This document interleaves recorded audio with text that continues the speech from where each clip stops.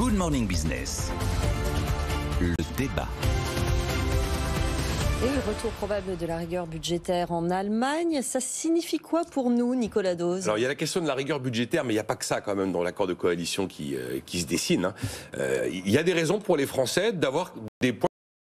Quand on apprend que le salaire minimum en Allemagne va passer à 12 € de l'heure, ça signifie que le travail va coûter plus cher en Allemagne et que la merveilleuse compétitivité de l'Allemagne va être freinée. Ça, mécaniquement, c'est quand même une sacrée hausse. De la même manière, on peut avoir, quand on lit ce qui a été écrit, même si c'est pas terminé, l'espoir d'un peu de souplesse sur l'écriture du futur pacte de stabilité en 2023. Visiblement, la présence des Verts dans la coalition fait quand même qu'ils ont l'intention que le pacte de stabilité rende possible les financements des projets écologiques. Et donc on imagine que peut-être ce qui sera du financement public dans l'écologie pourrait être toléré et peut-être sorti du calcul des déficits. On n'en est pas là, mais c'est comme ça qu'on peut l'imaginer. Et puis également la volonté marquée de la coalition d'engager quand même un virage dans sa relation avec la Chine et de réaffirmer la souveraineté européenne. Moi, je suis Emmanuel Macron, c'est des raisons pour lesquelles je me dis cette Allemagne d'Olaf Scholz se présente plutôt bien. Mais j'ai quand même aussi des raisons de m'inquiéter. Alors il y a effectivement l'incarnation très orthodoxe sur le terrain budgétaire de l'Allemagne, qui a priori va être portée par Christian Lindner. Il a 43 ans, c'est un libéral, il est considéré comme un faucon. Il a déclaré l'Allemagne reste une avocate des finances solides et il est hors de question que les politiques monétaires soient dépendantes des politiques fiscales des États. Je crois que c'est assez clair dit comme ça. Et Daniel Cohn-Bendit, qui connaît très très bien l'Allemagne, a à peu près l'assurance qu'il s'opposera à un deuxième plan de relance européen, si on voulait en faire un. Ça veut dire les eurobonds, vous les avez touchés une fois, mais n'imaginez pas que ça va devenir un mode de fonctionnement permanent. Il y a aussi l'opposition réaffirmée au nucléaire. Ça, c'est quand même une mauvaise nouvelle, notamment pour Bruno Le Maire, qui se bat en pleine négociation pour que le nucléaire, vous savez, intègre la taxonomie verte. Et là, les Allemands opposés au nucléaire, ça ne va pas nous aider. Aussi la volonté d'être davantage vigilant sur les exportations d'armement. En l'occurrence, le marché de l'armement, c'est quand même un marché sur lequel la France est plutôt bien portante. Et puis également les ambitions un peu nouvelles de l'Allemagne dans le spatial. Et jusqu'ici, les Allemands étaient plutôt absents du spatial. Là, c'est plutôt un domaine sur lequel les Français sont à peu près leaders en Europe. Donc il y a quand même des raisons d'avoir quelques inquiétudes, mais c'est vrai que le principal sujet, c'est que l'Allemagne reste l'Allemagne et que M. Lindner est souvent qualifié de M. Nein, et que sur ces sujets-là, qui sont quand même les sujets clés pour nous permettre de vivre ensemble avec la même monnaie, il ne faut pas s'attendre à ce que l'Allemagne post-Covid soit une espèce d'Allemagne Club Med. Ce ne sera pas le cas.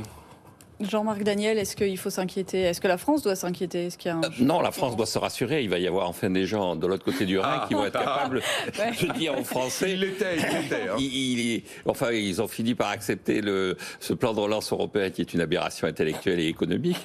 Donc, je pense que c'est d'autant plus important que, d'abord, les libéraux, chaque fois qu'ils ont été au pouvoir, que ce soit en coalition avec les chrétiens démocrates ou en coalition avec les sociodémocrates, on s'est retour dans les années 80. La dernière fois qu'ils étaient avec les sociodémocrates, c'était avec Helmut Schmidt.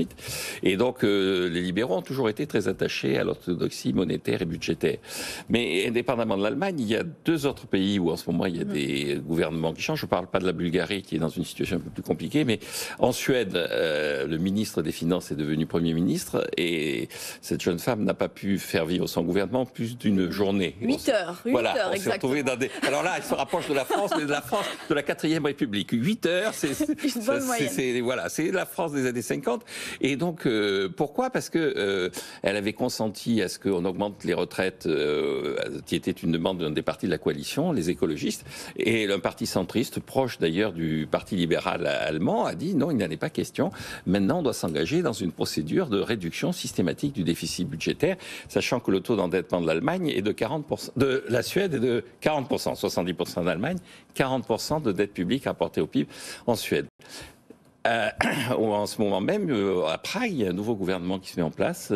Monsieur Fiala, qui est le nouveau Premier ministre, a fait une déclaration avant-hier où il a annoncé quels étaient ses objectifs. Continuer à lutter contre la Covid, essayer de voir comment compenser l'évolution des prix de l'énergie pour le pouvoir d'achat des Tchèques et réduire le déficit budgétaire de 8 milliards de l'équivalent de 8 milliards d'euros, ce qui correspond pratiquement à 3% du PIB de la République tchèque, ce qui voudrait dire que nous, on ferait un effort de réduction de notre déficit de 70 milliards à peu près. Oui, d'accord. Et donc, on en est loin. Et c'est une des priorités qu'il affiche comme étant une des conditions de survie de son gouvernement, avec un taux d'endettement de la République tchèque qui est de 38%. Donc je pense qu'en Europe, désormais, la tendance est plutôt au retour à la sagesse budgétaire et financière.